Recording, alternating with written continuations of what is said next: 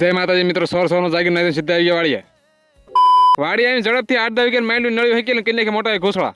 અબે સાલે પછી બપોર સુધીનું વાડીનું કામ પોતાને આવી ગયા ઘરે. એ ઘરે પગ્યા ને આપણે ઘરે ડોક્ટર સાહેબ આવી ગયા હતા. એ માણાના નહીં ટોરાના.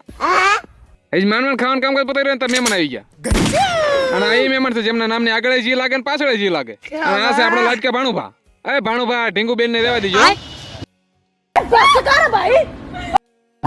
પછી મહેમાન ને બાય કરીને આપણે નીકળી ગયા વાડીએ. પણ આજ પાછું હેલિકોપ્ટર લઈને જવાનું છે.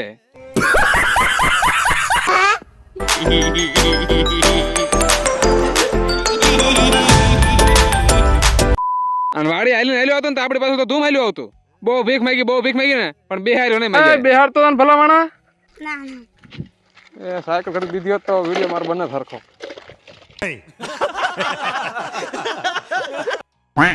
અને પછી રખડતા ભાખડતા ફાઇનલી પહોંચી ગયા આપણે વાડીએ.